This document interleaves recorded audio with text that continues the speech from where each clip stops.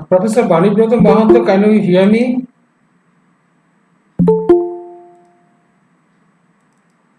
Professor Mahanta,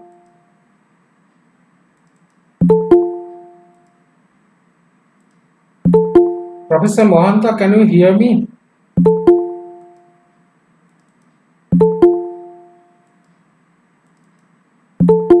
Absolutely loud and clear, Okay, Shantanu. fine. So we'll begin because it's already Sure, 5 minutes past five. So, sure. uh, good afternoon, everyone. Uh, I welcome you all to this online special lecture titled Marginalization and Socially Acceptable Language to be delivered by Dr. Banibroto Mahanta, Professor of English, Faculty of Arts, Banaras Hindu University, which you all know is one of the top-notch universities in India.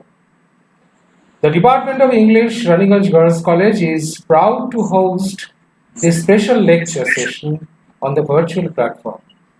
Initially, it was planned as an inconspicuous event limited only to the students and faculty of our department.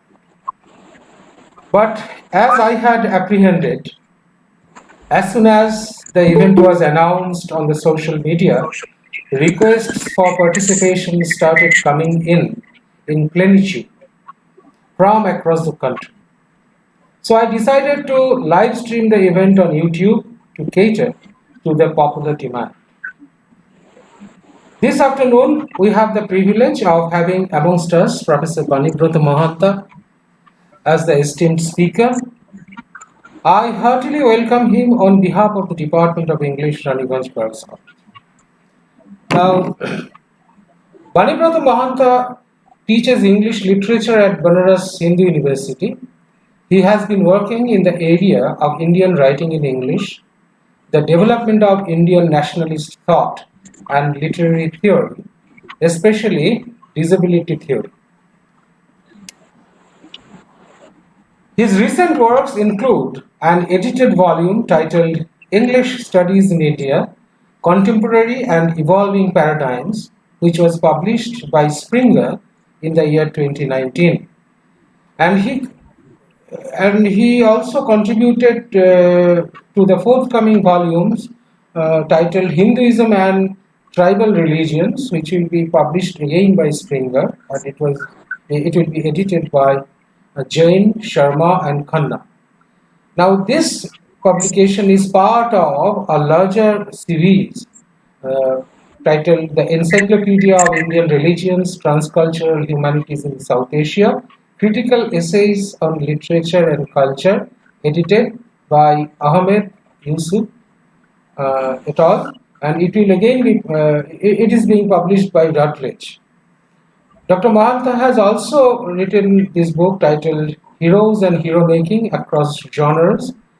Uh, and his earlier works include two books titled Joseph Conrad, The Gothic Imagination, and another one titled Disability Studies and Introduction. He has also written and edited self-learning print material for distance education students.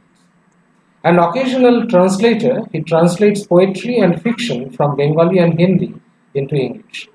He has contributed to an anthology of disability short stories from India titled Retrieving Rejected Bodies, edited by Prasad and Sati under consideration with Bloomsbury. His English translations of Hindi novel Lavanna Devi is due for publication soon. So we are very proud to have Professor Banibroto Mahanta amongst us this afternoon, and we are all eager to listen to him. And now uh, I'd like to request Professor Mahanta to begin his lecture. Professor Mahanta. Uh, Thank you, Shantanu, and a very good evening to everyone who has joined in. In fact, okay, the formal part first. I would, at the outset, like to thank Dr. Chobi De, Principal Raniganj Girls College, for inviting me to deliver this talk. And I must say, it goes without saying, in fact, that I'm happy to share this space with Dr. Shantanu Niyogi, who's the head department of English of this college, a dear friend, and a fellow traveler in the field of English literature, and Dr. Pritha Goswami. Greetings to everyone else who is connected to this talk via Google Meet and also via YouTube. My dear friends, first of all, good evening to everyone. I've been getting a lot of messages. I'm sorry I have not replied to them yet, but I've seen all of them. Good to connect with Shantanu students, and good to connect with a lot of my students, old students.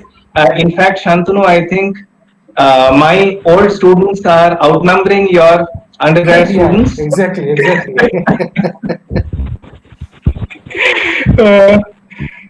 So, friends, this talk was basically planned as an interaction with the undergraduate students of Raniganj Girls College. Now, more specifically, I had planned it as a popular lecture that would introduce certain key concepts. So it will be very introductory in nature and would straddle examples from three languages, Bangla, Hindi, and English, keeping in mind the profile of the students. Now, while I acknowledge and respect the diversity of the audience, I want the talk to remain more or less what it had initially been planned at. Therefore, it is you, dear students of Raniganj Girls College, whom I am primarily going to address, and everybody else is listening in. Okay, that is the idea.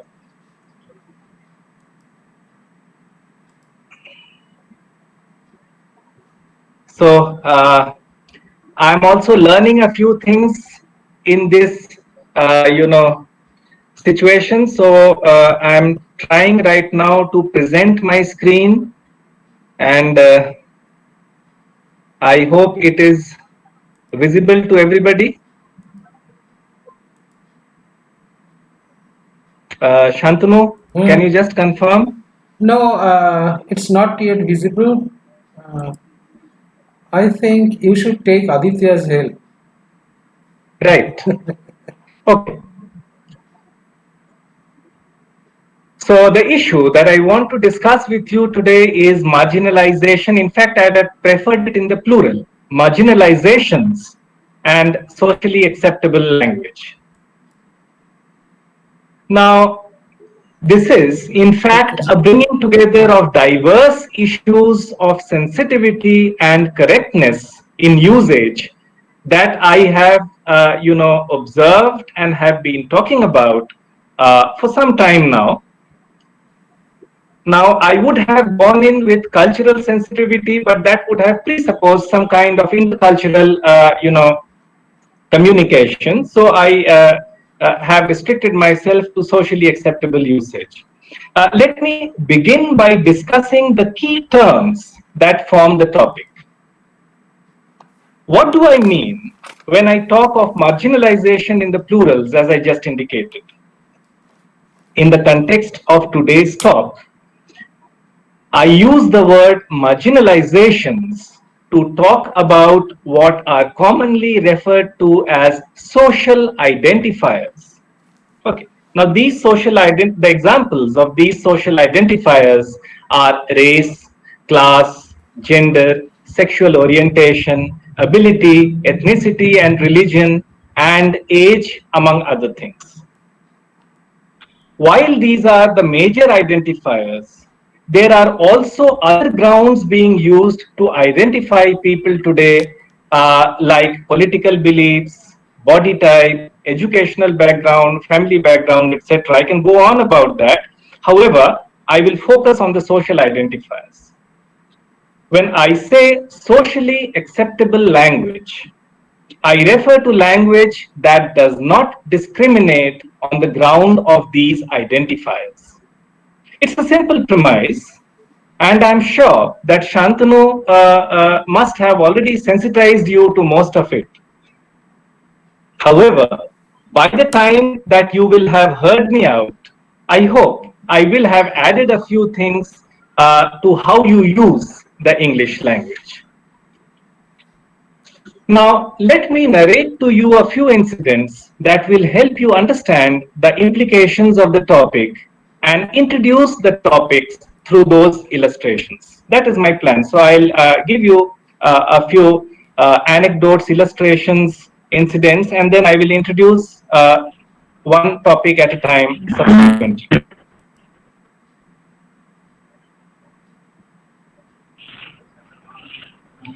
Now, this is example one. No, we can't see the slides actually. Okay.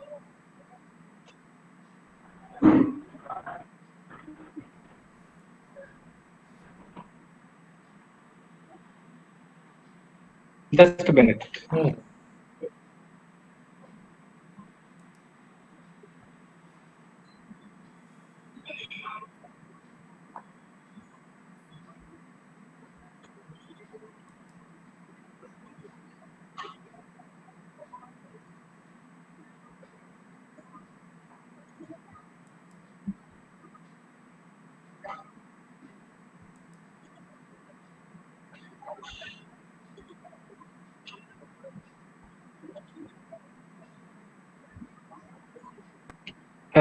Is it up on the screen now? Not yet. Shantanu? Not yet. Not yet. Okay. Yeah, it's showing that you are presenting. Okay, so maybe it will come.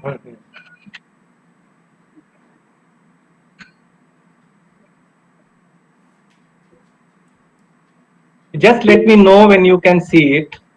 Yeah, yeah.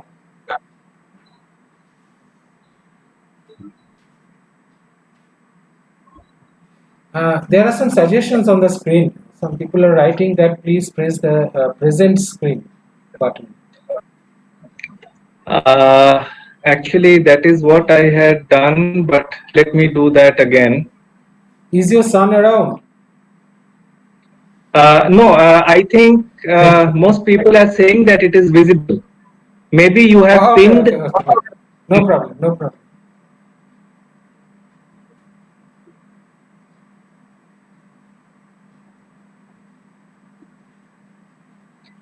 Yeah.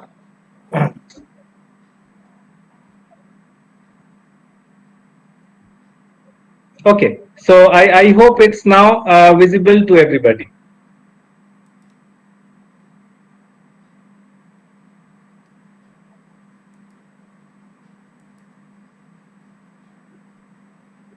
Great. So I'll begin with a personal experience. Something I shared with my audience today morning also when I was talking about translating disability. Now, this is an issue that presented itself when I was translating a Tagore short story called Shubha. Now, what you see are the first few lines from that story. The question that I was first confronted with when I read the first line of the story was, and the first line of the story goes, মেয়েটির নাম যখন সুভাষিনী রাখা হইয়াছিল তখন কে জানিত সে বোবা হইবে. Now the word boba is what caused me raised a few questions in my mind. The choice of translating boba was between into two words, dumb and mute. Now, while these are synonyms, I chose the word mute to describe Shubha's inability to speak. Why?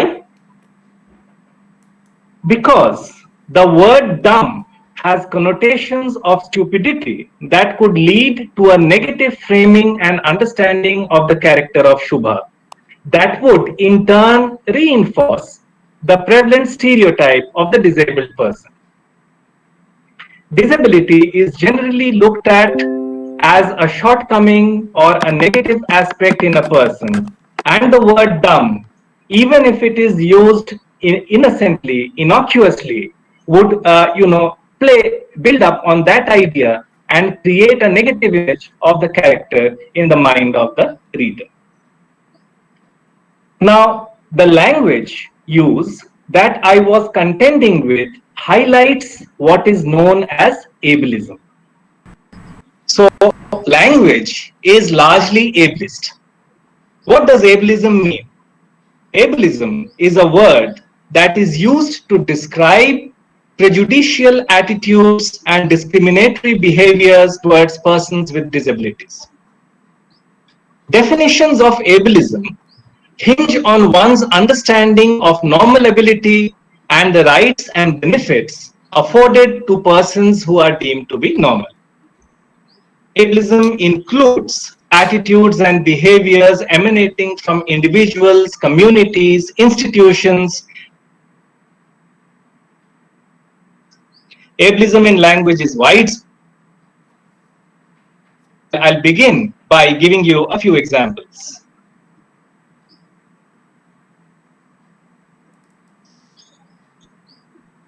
What kind of ableist language has been in use till recently to communicate about disability and about persons with disabilities?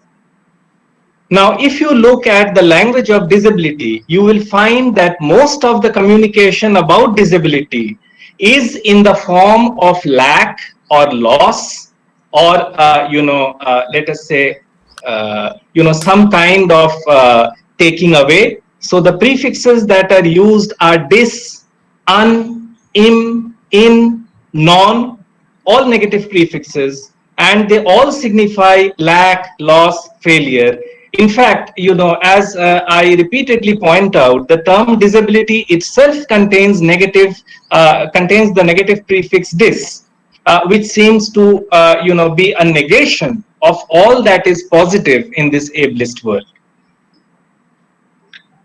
Now, disability terms are also subjective, and they have innuendos, they have tones that hide excess baggage in the form of feelings, biases, attitudes.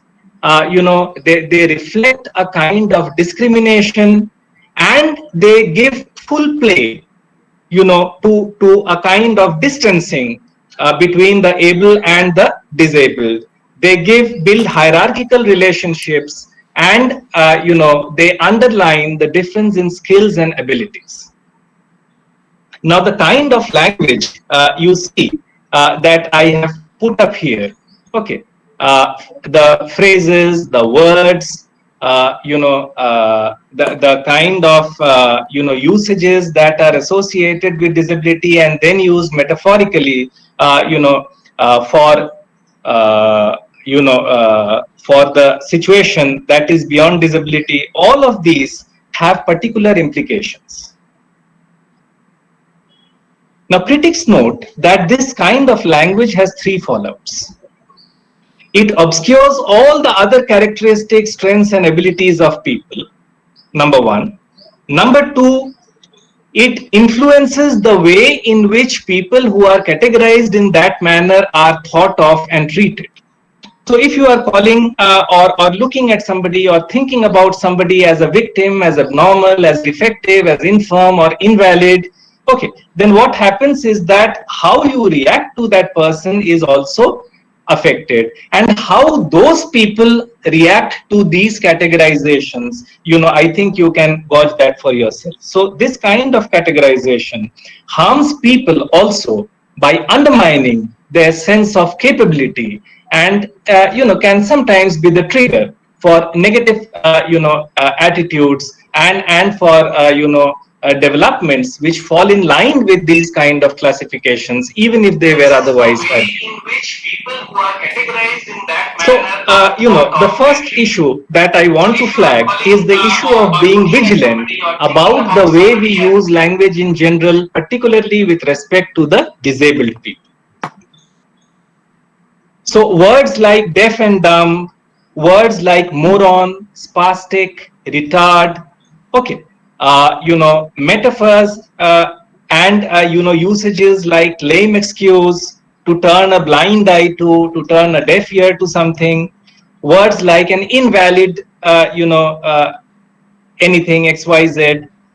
Uh, the word invalid, for example, is used to refer both to somebody with a physical disability and to something that is illegitimate. Okay. So all these reflect stereotypical social perceptions. Now, the other important point is that, there is this preponderant tendency to use adjectives as abstract nouns to identify persons with disabilities. For example, we talk of the handicapped, the disabled, the deaf, the blind, the mentally retarded, the developmentally disabled. All this contributes to the process of stigmatization by reinforcing the tendency to see persons with disabilities only in terms of those disabilities. Now, there is another category which some critics point out, and these are the medical labels which I have put up on the slide. So, for example, disabled people are always referred to as patients, as cases, as sick with, as afflicted by, suffering from something, stricken with polio, with one condition or any other. So then disabled people become objects of medical treatment. Okay, so this is a very medicalized presentation of the condition of disability. Now, all these labels serve to stigmatize a person in one way or another, to restrict him or her.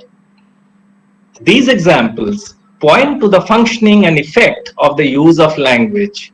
Such terminological usages also illustrate another pattern typical of the linguistic reinforcement of prejudice by lumping together all the members of the stigmatized group into a uniform category, robbing them of an individuality, notes Longmore in a note on language about disability.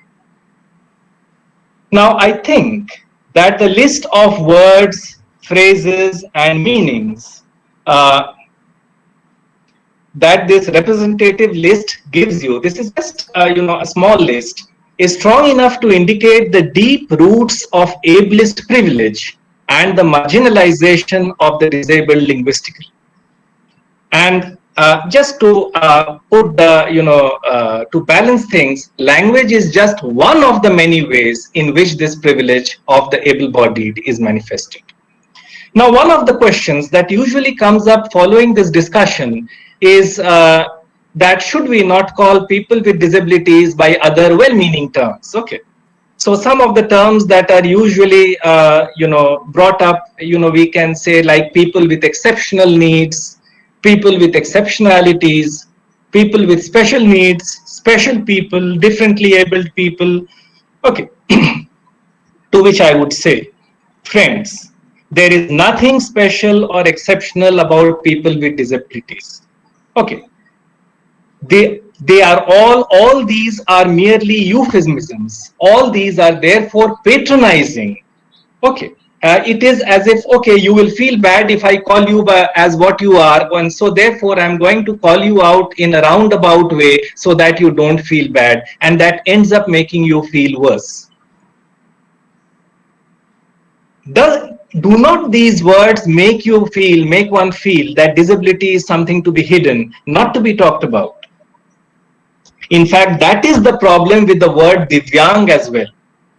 So it is a very well-meaning, well-intentioned attempt to rename disabled people with disabilities in India. But the word, according to me, has significant problems. One, it glorifies disability by relating it to the divine, and I think there is nothing divine about disability. Okay, it is not that if you are a rational human being, you understand that. Two, when you say Divya plus Ang, it locates disability as externally. It locates disability externally and physically, and is therefore limited and discriminates in the sense that it does not include within its scope other non-physical kinds of disability. Thirdly, And most importantly, I find it to be, a blatant example of tokenism. So this is about ableism. There are a lot of things I want to touch on. Let me quickly go to the next slide.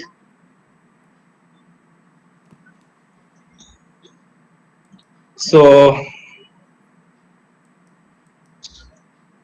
Can you go full screen? Yeah, now it's okay.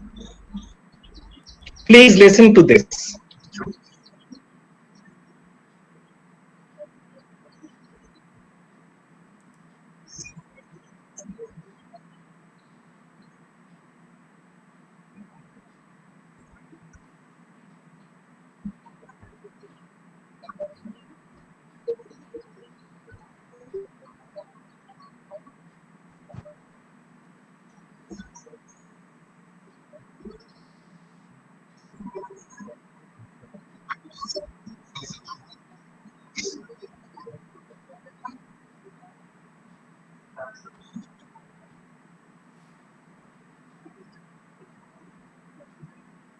Okay, I think, okay, if it is not audible, I'll just paraphrase what was said.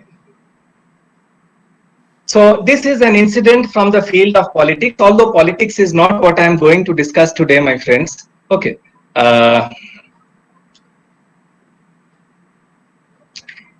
Listen to the comments of this politician. Now, he has said a lot of things which you have not heard, so I'll focus on the one sentence which I want you to listen to.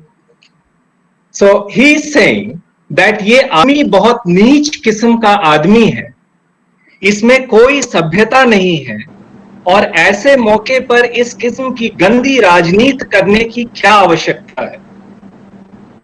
Okay, this is the last sentence that has been spoken. Obviously, you know, this is the Congress politician talking about the present Prime Minister. Those of you who are aware of this whole controversy a couple of years, that took place a couple of years back will know. Okay. And I want to focus on this last sentence. ये आदमी बहुत नीच किस्म का आदमी है, इसमें कोई सभ्यता नहीं है, और ऐसे मौके पर इस किस्म की गंदी राजनीति करने की क्या आवश्यकता है. Organizers, please relax, no sweat. Even though I'm tempted, I'm not going to launch into a diatribe on the merits or demerits of the argument. I'm just going to focus on the language use. Okay. The Hindi word niche, when used in conjunction with words like sabhyata or lack of it, and gandhi, that is dirty, evoke a very distinct realm of meanings that are rooted in the casteist realities of the country. The lower caste people are dirty and uncivilized. However metaphorically it was used, there is no denying that it is a casteist statement to make. And if used for people who do not belong to the upper castes, can definitely be construed as an insult. Now, friends, I don't think I need to explain casteism to you in the same way that I tried to explain ableism. All of you are aware of the language used to talk about various castes. Many of you here might even identify and express yourself through these caste-based constructions. I know many of you do. For example, Brahmins are looked at as learned, spiritual, and clean. Kshatriyas are strong, bold, brave people who never go back on their words. Vaishyas are designated as intelligent, clever, often manipulative and smooth, and therefore creators of wealth. Shudras have no specific characteristic. They are unskilled and assist others. And the pariya castes are the untouchables and the outcasts. Now, a lot of this has changed. But even today, we can see how these perceptions trickle down when we think and talk about professions. Casteist language is a reality. You only need to look at matrimonial ads that use words like cultured, family values, clean habits, and their deployment in relation to particular castes if you are still not convinced. Or, I mentioned professions. You could look at words like chori chamari. Okay. Or value designations with caste labels like, the word kasai, butcher, for as a synonym for cruel, the word dhangad, sweeper, for dirty, chamar, for anything that is in bad taste, etc. Look around you and you see that these still exist. Just for your information, in case you thought that the word Harijan is a good word to use, that word too has recently been objected to by the Supreme Court of India. Now, while on this issue, I'll also spend the line talking about regional and community biases and stereotyping. We all know, how we think about Punjabis, about Marwadis, about Parsis, and how they are narrated in popular culture and also in literature. Words like Bihari, words like Bhaiya, words like Ghati, apparently they are innocuous, but when deployed in specific contexts are derogatory, as are words used in Bengal like Nere and Meru. Okay, you must be familiar with these words. Now, I'd like to briefly focus on racism as another issue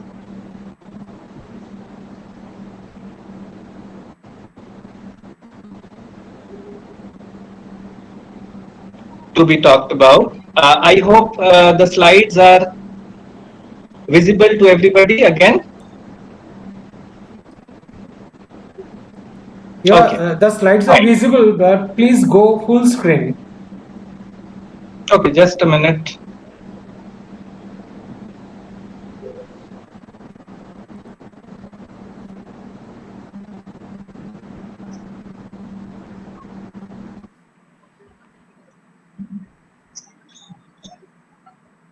Okay now?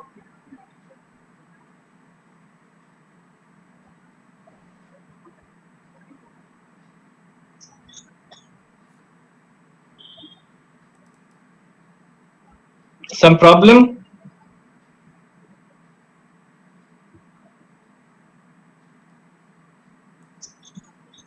Maybe it's taking time because the internet connection is not so fast. No, I think the slides went off the screen. Okay, what you can do is you can double tap on your phone screens and it will come on full screen, as some people are saying. Okay. And I'll continue with what I'm saying. So the next slide is about racism. You are perhaps all aware of the Black Lives Matter movement and the raging debate on white privilege that is going on for some time now in the US of A. We have all read about racism, about the symbolism of white and black, and the words in English language and also other languages that use this symbolism. Words like black money, blackguard, blacklist, as opposed to white flag, white washing, etc., or even the deployment of the word brown and its usages. Now, while I'm not going into racism in the larger context, I'll refer briefly to the racial prejudice that seems to inform our perceptions of our own countrymen. Make no mistake, fair skin is a national obsession and leads to enhanced sales of products that promise it and have the word fair in its name. We also have people in Delhi, in the country, why just Delhi, who accuse Nigerians of being cannibals. We have our own black-white dichotomy in India. Okay, so racism is not something that is there in the West, it is very much within the country as well. Fairness is often used synonymously with whiteness to describe skin color. Call it the dredges of epistemological colonization, call it an Indianism of the English language, but it is there. There are public personages, especially politicians, who refer to people from South India as blacks. And lots of common people who refer to people from the Northeast as Chinkies, Chinese, etc. All evidently predicated on their racial otherness. Okay.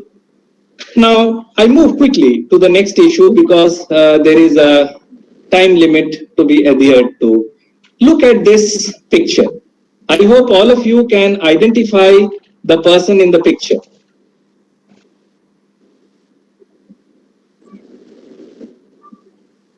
Right? Okay, it is uh, our ex-president Pratibha Patil, right? Now, my friends, without in any way trying to be frivolous and with no intention of demeaning the august office of the President of India, my simple question to you all is, the term in Hindi, Rashtrapati, is a complete misnomer for Pratibha Patil, a woman who held the office for one full term and nobody seemed to have minded. Nobody raised their voice against this kind of a discriminatory usage. Right. Now, sexism is what I am coming to now through this exam. Sexism has been defined by critics as the effect of an action, a policy, or a practice which selects females or males as a class to receive unequal treatment. It may be intentional or unintentional, but the test lies not in the intention, but in whether the result has been to thwart equal treatment in speech, in act, whatever. Sexism may be overt, open, direct, or covert, that is, subtle or indirect. From sexist banter at the workplace to talking in terms of assumptions like women gossiping a lot or talking a lot, or people taking decisions based on the ideas of men as bold, brave, and independent and in control of themselves, and women as meek, mild, and dependent, and therefore emotional and unreliable. Sexism operates in various ways. It is normalized through stereotypical depictions in literature, culture, jokes, memes, WhatsApp forwards, and so on. The English language, which we will use for, which we will focus on for illustrating this topic, is replete with words having sexist suffixes. Okay, words like businessman, headmaster, housewife, terms like forefathers, mankind, no man's land, expressions like maiden voyage, king size, masterpiece, and of course, popular proverbs and quotes like frailty, thy name is woman, or man is the measure of all things. My friends, these are some of my favorite examples, and most of my students who are here are familiar with them. So if you think farmer, for example, the first image that comes to your mind is that of a strong man with a white turban in a white dress, right? And you think that all farm work is done by men, that men are strong and therefore capable of doing all the work. Right again? Those of you who have lived in villages will testify to the fact that a lot of farm work, if not the major part, is done by women. Men primarily do the tilling. Does it come as a surprise to many? Well, it is true. And there are reports and studies to prove that women do 70 to 80% of the farm work. Yet farmers are always men. Look at the words doctor, nurse, prostitute. I'm sure many, if not most of you, would immediately think of a doctor as a male. Or if they would have thought of a doctor as female, they would have thought in terms of a lady doctor. A nurse would be someone in a starched white dress and white cap. And, that dress would invariably be a frock, a skirt, while a prostitute would be a suffering woman. If anyone has thought of a man, he or she would probably be talking in terms of a male prostitute or a male nurse for that matter. Have you wondered whether these words are gendered? Or do you assume their gender when you use it in language is my question. The word ancestor, for example, is certainly not gendered. But I'm sure that the image that most of you would have in mind is that of an old man, maybe with a flowing white beard and white hair, certainly not a woman. My dear friends, old women are as much your ancestors as old men. None of us would have been here without the latter, in fact, without either of them for that matter. It's interesting, how we think about words, how we think through words. Words like bitch and catty are used as slurs. Words like chick or hot chick objectify women. Okay. You just look around you and you can see all of this, and you have to be cautious about how you use these words. In addition, think of the values related to words that constitute gendered pairs like master and mistress. Okay. Now, the word mistress is more fluid as compared to the predominantly positive construction of the word master.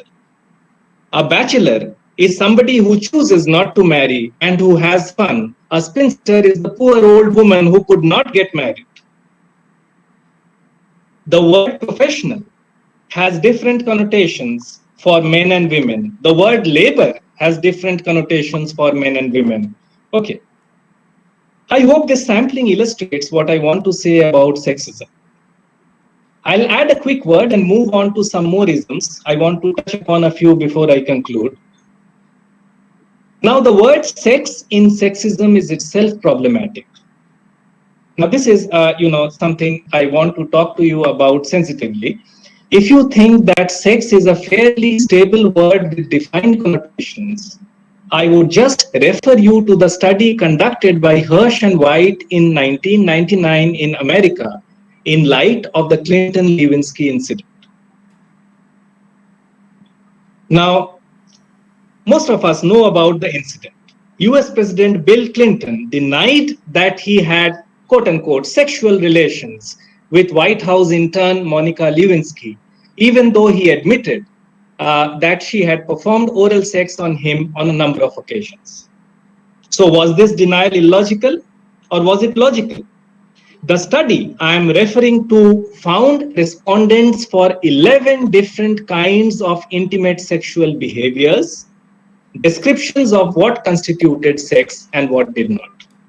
More importantly, like President Clinton, 60% of the respondents did not consider his act to be sex.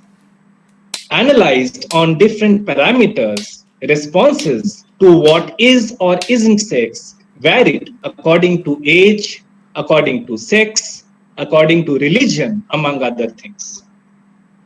So even a word that is apparently so ubiquitous has to be deployed very carefully, and its understandings and receptions can vary significantly. In fact, they can vary dramatically. Cameron and Kulik, who wrote a very interesting book on the topic, note the Clinton-Lewinsky affair dramatizes the way in which sex is political.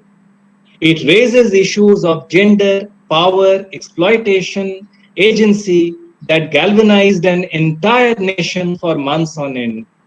Finally, discussions and opinions about whether Bill Clinton and Monica Lewinsky had had sexual relations demonstrate that contests about sexuality, about what is good or bad, what is sex or not sex, what is normal, what is permissible, what is acceptable, what is real, in terms of sex. And all of these discussions are inevitably conducted on the linguistic terrain. Cameron and Kulik, conclude. There are a quick couple of issues that I want to discuss here when we are talking sex and sexism. Now, the debate about how best to talk about transgender people and non-trans people, the objection to calling cis people normal, and the different dimensions of people who do not conform to the gender binary, are still being worked out. Now, although non-binary gender is not new and it has been recorded in many cultures, ancient cultures as well, it is only now that that binarism of gender is being questioned and addressed.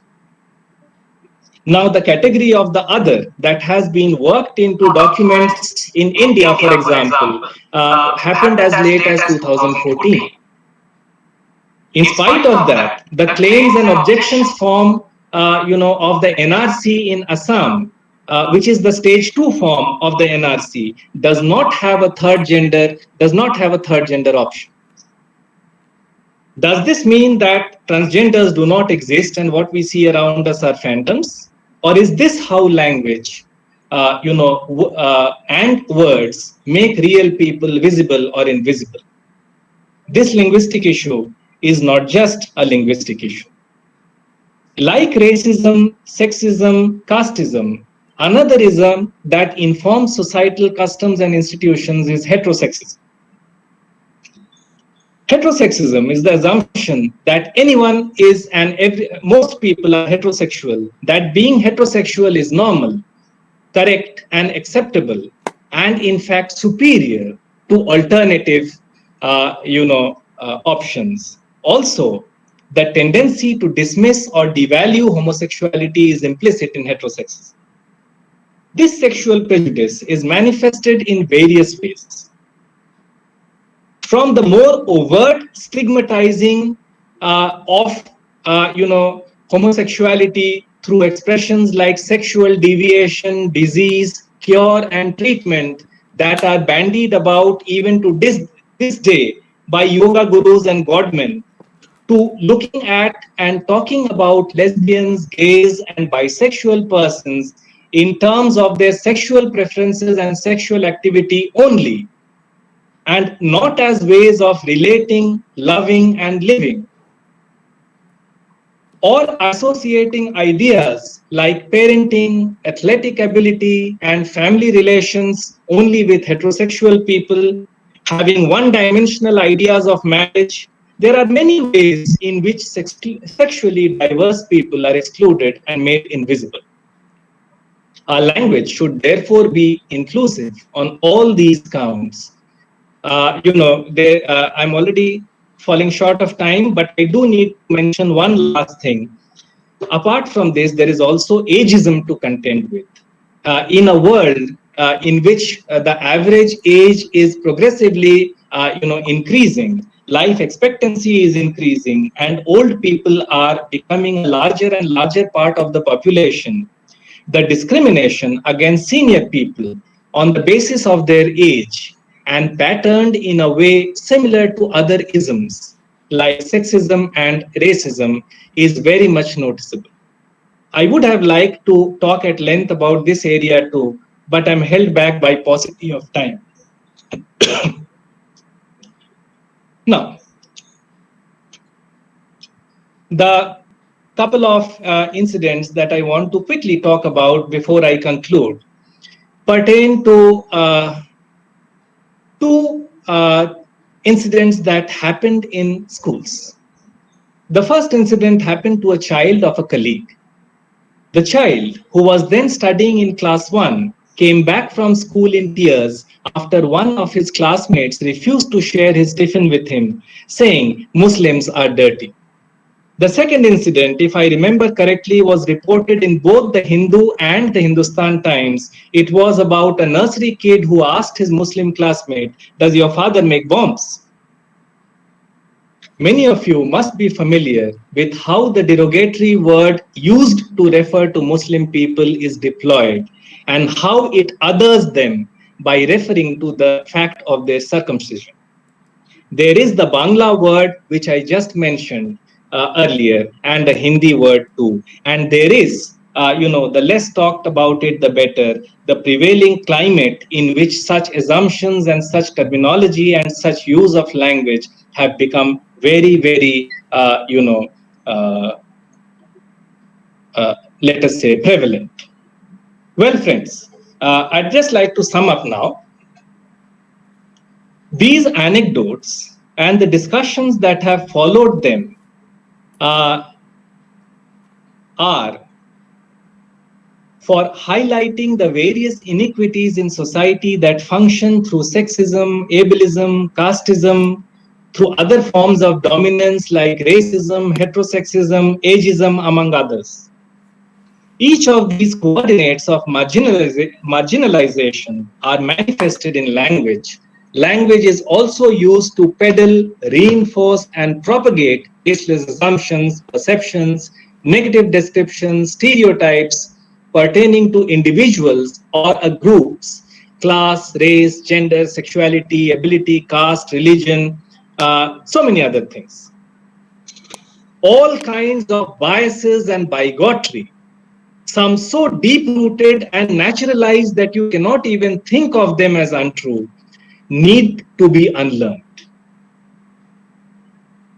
There are, of course, more dimensions to this issue. I'm not going to discuss them, but it is important to quickly flag them so that you can think of the other dimensions in the issue.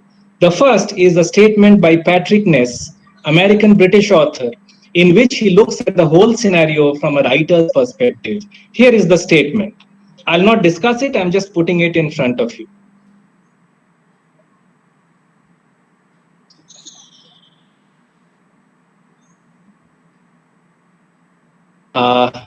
Sorry, I think I forgot to keep that statement with me. But Patrick Ness, says that one day he was sitting with two of his friends. One of them, both of them Muslims. One of them, born and brought up in America, another probably in Syria, if I remember correctly. And they were talking about the burqa. Now, while both these friends of his held forth about the pros and cons of the burqa, Ness got thinking about what would happen if he said the same things. There is the possibility, that he could be misconstrued, and there is the whole dynamics of how people get at you very strongly, once they catch on to something.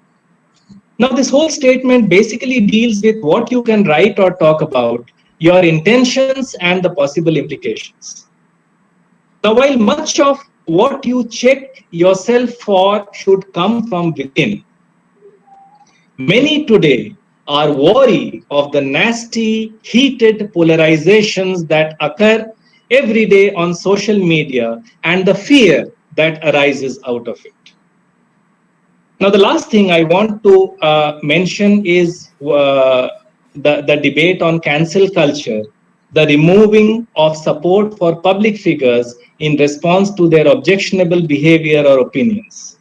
This can include boycotts or refusal to promote their work, and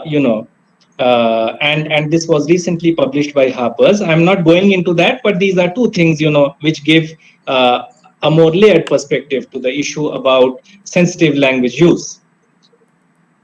To conclude then, by now, my dear students, you will have understood how crucial a role language plays in interpreting the world. That includes how we think and how we behave, not just what we say and write.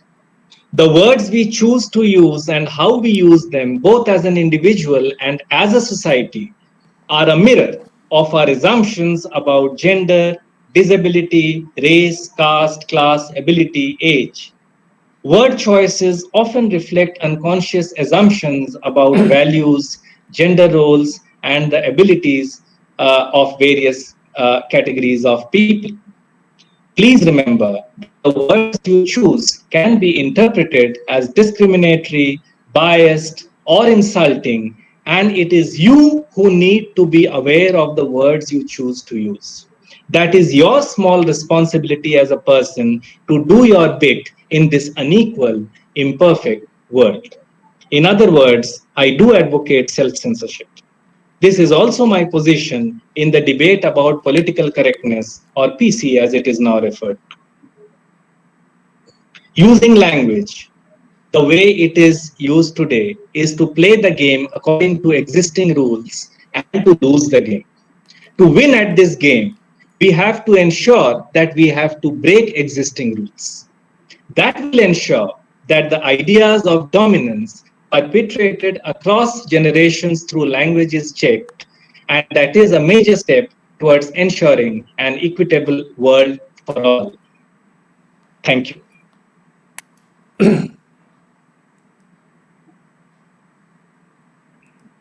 Thank you, Professor Mohanto, for your wonderful lecture.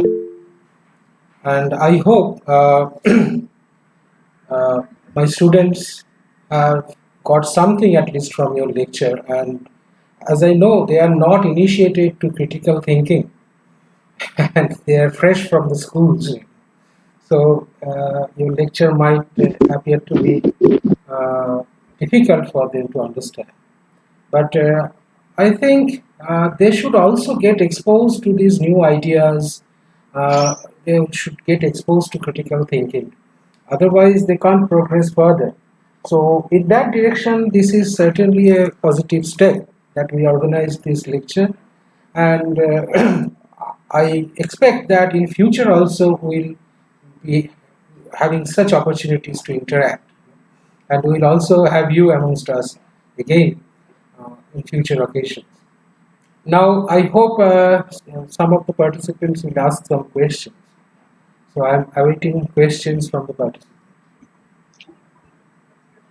Before I forget, I also wish to